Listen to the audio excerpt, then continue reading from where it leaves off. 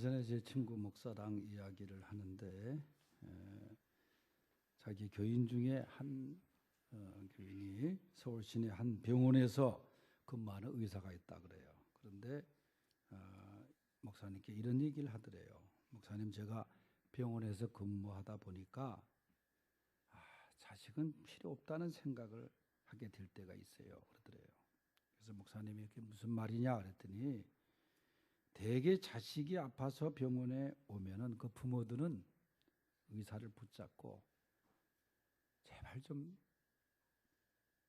아프지 않게, 또 어려운 병이 걸리면 제발 좀 살려달라고 이렇게 애걸복걸하면서 그런대요. 그런데 노부모를 모시고 온 자식들은 의사에게 얘기하는 게 얼마나 사시겠냐고 그런다는 거예요.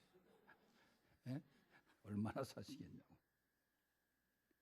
자식이 아프면 부모는 살려달라고 그러는데 부모가 아프면 그저 질문하는 게 그 내용이라는 거예요. 뭐 여러분은 안 그렇겠지만은 정말 많은 생각을 하게 하는 이야기입니다.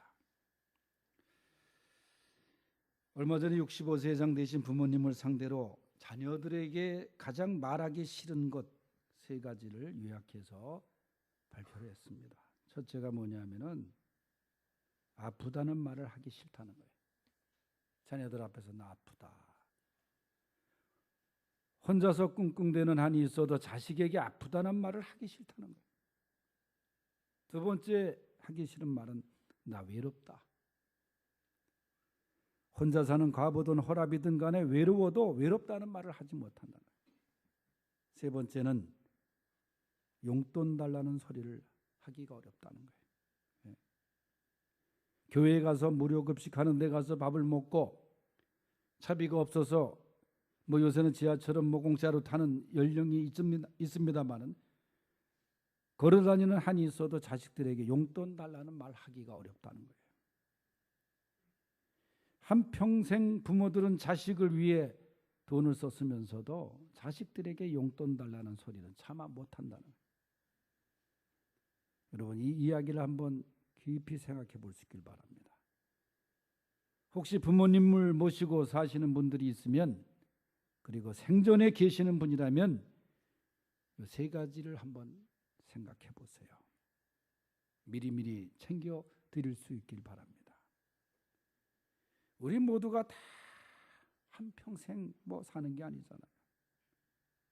다 늙게 되고 쇠하여지고 말이죠.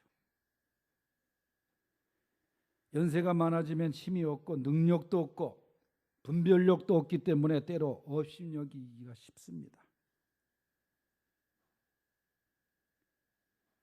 그분들의 그 움푹 패인 주름살을 깊이 한번 들여다보세요. 거기에는 자식을 키운 경륜 역사가 들어있는 것입니다. 또 지혜가 가득 들어있는 것입니다. 부모는 이 세상에서 그 무엇보다도 우선해서 공경받아야 할 존재입니다. 이것은 하나님께서 분부하신 말씀입니다. 오늘 읽은 본문에 보면은 심주어 강조하는 명령으로 시작합니다. 자녀들아, 그렇게 시작을 해요. 오늘 저는 설교 제목에 자녀들아 하고 느낌표를 찍었습니다. 이것은 해도 되고 안 해도 되는 게 아니에요. 하나님이 우리들에게 명하신, 자녀들에게 명하신 하나님의 숭고한 명령입니다. 오늘날 서구적인 문화가 흡수되면서 전통적인 가부장적인 권위가 상실되고 와해되고 있는 가운데 또 핵가족으로 나가면서 부모에 대한 그 효도가 점점 무너지거나 사라지고 있습니다. 성경은 변함없는 하나님의 말씀입니다.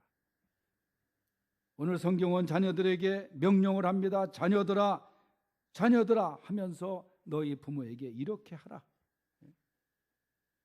오늘 어버이 주일을 맞이해서 하나님이 자녀들에게 명령하시는 말씀을 다시 한번 생각해 보겠습니다. 첫째는 주 안에서 부모에게 순종하라 명하십니다.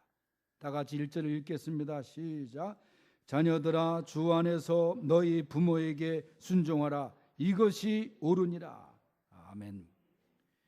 부모에게 순종하는 것이 옳고 불순종하는 것은 옳지 않다는 거예요. 우리가 살아오면서 생각해 보면은 부모의 말씀에 순종한 것보다 불순종한 것이 대부분이 아닌가 그렇게 생각이 돼요. 이 말씀에 토를 달거나 마음대로 해석을 하면 안 됩니다. 주 안에서 자녀들이 부모에게 순종하라는 거예요. 주께 순종하는 범위 내에서 오늘 순종하라.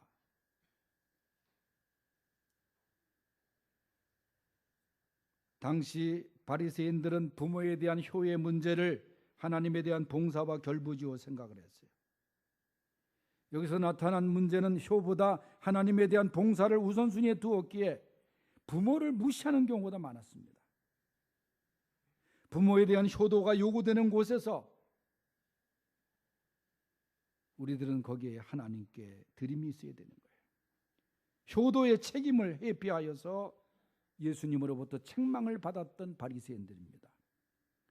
하나님에 대한 봉사나 부모에 대한 효는 어느 하나라도 소홀히 할 수 없는 것입니다. 우리는 부모의 말씀에 순종을 해야 돼요. 때로 그것이 비현실적이고 비합리적이라고 할지라도 순종하는 척이라도 해야 되는 거예요. 제가 가나안 농군학교에서 4박 5일 동안 교육을 받을 때 김용기 장로님이 살아계실 때입니다. 한국의 농촌 운동을 위해서 한평생을 고무신을 신고 다니면서 넥타이를 매지 않고 농촌 개척을 하고 기독교 정신을 내세우면서 가나안 땅을 향해서 이제 가자. 가나안 농군학교를 경기도 저 광주 가는 길목 황산 지금의 그 하남시 거기다가 세우고 거기서부터 농촌 운동을 일으킨 사람이에요. 아들들이 있었는데 그 아들들이 다 아버지의 뒤를 이어서 그 농민학교를 이끌어가고 있는데 그중에 둘째 아들 김범일 장로를 제가 모셔서 학교의 교사들에게 강연을 해달라, 효 강연을 해달라 모신 적이 있어요. 그래서 좀 그분이 원주서부터 저 중계동까지 오셔가지고 제 사무실에서 같이 차 한잔 마시면서 이제 강연 전에 얘기를 하는데 그 딸이 제가 학교에서 그 딸을 가르쳤었던 적이 있어요. 그래서 이제 그런 관계 속에서 친숙해졌는데 자기가 원주에서 떠날 때 아버지 80이 넘으신 아버지가 하는 얘기가 자기 60이 넘었는데 너 서울 가서 절대 사람들하고 싸우지 마라. 에? 그 얘기가 두 가지라는데 너 서울 가서 사람하고 싸우지 말고 두 번째는 신호등 잘 건너라. 파란 불 때 건너라. 그 얘기예요. 60이 넘은 아들한테 이 아버지가 부탁하는 것이 너 가서 사람들 만나면 싸우지 말고 그저 신호 잘 지키고 건너고 이 차 조심해라. 예, 알았습니다, 아버지. 그러고 나왔다는 거예요. 자, 어떻게 보면 어린아이에게 다 이르는 그런 이야기지만은 그 아버지의 사랑은 그 아들을 향해서 너 차 조심하거라. 사람하고 싸우지 말라. 여러분, 부모의 말씀이 내 마음과 달리 또 그것이 현실적으로 좀 떨어진 이야기라고 할지라도 우리는 들어야 됩니다. 순종하는 모습을 보여야 됩니다. 귀담아 들어야 됩니다. 부모님께 순종하는 자녀들이 다 되시기를 바랍니다. 부모에게 순종하는 자녀가 하나님께 복을 받습니다. 두 번째는 자녀들아 너희들 부모를 공경하라 말씀합니다. 2절 읽어보겠어요. 시작. 네 아버지와 어머니를 공경하라. 이것이 약속이 있는 첫 계명이니라. 아멘. 하나님이 우리에게 10계명을 주셨잖아요. 성경에. 10계명 중에 그 5째 계명이 네 부모를 공경하랍니다. 1계명에서부터 4계명은 하나님께 어떻게 하라. 하나님께 대한 계명이고 5계명에서 10계명은 인간에 대한 계명입니다. 그런데 그 첫 번째가 뭐냐? 내 부모를 공경하라는 거예요. 내 부모를 공경하라. 그런데 요새는 보면 내 부모를 공경하라가 아니라 내 부모를 공격하라 하는 그 공격하는 자녀들이 얼마나 많냐고. 여러분 현실적으로 볼 때 자식에게 매를 맞는 부모도 많다 그래요. 부모는 하나님의 대리자입니다. 부모의 사랑은 하나님의 사랑을 상징하는 것입니다. 그래서 부모를 공경하는 것은 하나님을 경배하는 첫걸음이 되는 거예요. 눈에 보이는 부모도 공경하지 못하고 눈에 보이지 않는 하나님을 공경한다는 것이 말이 안 된다는 거예요. 어려서부터 부모를 잘 공경하는 그런 아이가 장성하면 하나님을 공경하는 것이고 더 잘 공경하는 것이고, 이 공경이라는 것은 순종 이상의 미덕이고 부모 순종의 기초가 되는 거예요. 공경이 없는 순종은 그거는 종의 태도입니다. 공경이란 말은 상과 예를 차려 높인다는 뜻이에요. 우리는 부모님께 예를 차려야 합니다. 부모를 공경해야 됩니다. 때로 다른 사람들의 부모와 비교해서 부모를 원망하거나 부모에게 서운한 감정을 갖는 경우가 얼마나 많았습니까? 저는 이번에 대한항공의 사건을 보면서 세상적으로 볼 때 얼마나 좋은 조건 환경에서, 내가 보기에는 그 둘째 딸도 하와이에서 낳은 것은 미국 시민권을 주기 위해서 거기서 아마 조중훈 씨가 낳지 않았나 생각이 돼요. 그래서 미국 시민이에요, 그 사람이. 미국 시민은 우리나라 항공회사 임원이 될 수 없대, 규정에. 근데 그걸 어기고 지금까지 했다는 거 아니에요? 그렇게 좋은 부모 만나서 좋은 공부하고 환경 속에서 했으면 정말 겸손하게 섬기고 그래야죠. 내가 우리 아버지가 대한항공 사장 아닌 게 얼마나 감사한지 몰라, 그런 거 보면.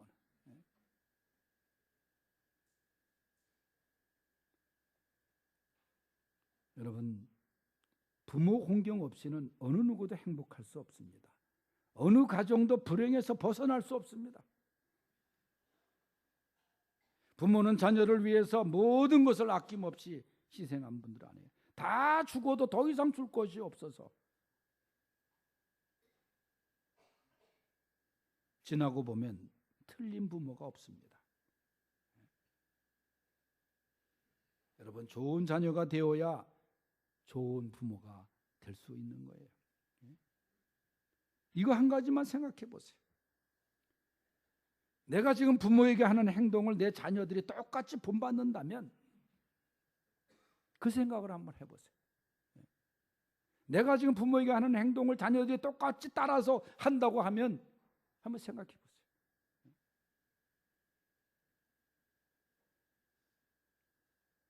마지막 세 번째는 자녀들아, 너희들이 이 명령을 따르면 복을 받느니라 하는 말씀입니다. 3절 읽어보겠어요. 시작. 이로써 네가 잘되고 땅에서 장수하리라. 아멘. 하나님의 명령을 따르면 반드시 보상하시는데, 오늘 말씀에 보면 너희 자녀들아, 부모에게 순종하고 부모를 공경하면 첫째로 네가 잘될 것이니라, 그렇게 말씀해요. 여러분, 잘 안 되고 싶은 사람들 없겠지만은 방법이 부모에게 불효하는 겁니다. 부모에게 효도하면 하는 일이 잘 된다는 거예요. 하는 일이. 아무리 자신이 실력 있고 노력을 해도 하나님이 막으시면 잘 되지 않잖아요. 여러분, 여러분의 계획이, 여러분의 기도가 잘 되길 원하십니까? 부모님께 순종하고 부모님을 공경할 수 있기를 바랍니다. 이게 하나님의 말씀이에요. 제 말이 아닙니다. 말씀에 보면은 네가 잘되고 장수하리라. 요즘 장수 시대라 그러지 않아요? 뭐 100세까지 보험 보장한다 그러고 말이죠. 100세를 사는 것도 귀하지만은 건강하게 장수하는 것이 귀한 것 아닙니까? 부모님께 순종하고 부모님을 공경하면 강건함으로 장수한다는 거예요. 예. 여러분, 부모님께 순종하고 공경하는 자들에게 영육간의 강건함을 주시는 것입니다. 오늘은 어버이 주일입니다. 부모에게 순종하고 부모를 공경할 수 있길 바랍니다. 여러분, 할 수만 있으면 아니 정말 부모님의 눈에서 눈물을 흐르게 해서는 안 돼요. 제가 부모님께 아버님께 가장 가슴 아픈 얘기한 것이 뭐냐면 나한테 해준 게 뭐 있어요? 그 말이에요. 여러분들은 그런 말 한 적도 한 번도 없겠지만 나는 아버지한테 그런 적이 있어요. 나한테 해준 게 뭐 있어요? 내 힘으로 공부 지금 하고 고생하고 내가 공부했는데 나한테 해준 게 뭐 있어요? 그때 아버지가 아무 말씀 안 하시더라고. 그래가지고 마지막에 아버님 하늘나라 가시고 그 다음에 용안실에서 연물할 때 아버님의 그 치아를 보면서 치아가 많이 망가진 걸 보고 말이죠. 너 아프면 그렇게 치과에 뛰어가고 그러더니 너 한 게 뭐 있냐. 그 생각에 상당히 마음이 아팠습니다. 어머니를 생각하며 쓴 일본의 천재 시인 이시카와 다코보쿠라는 시인이 있어요.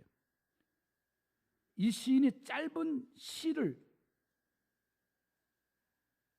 남겼는데 그게 뭐냐면 장난삼아 어머니 등에 업었더니 너무 가벼워서 울컥 세 걸음도 못 갔네.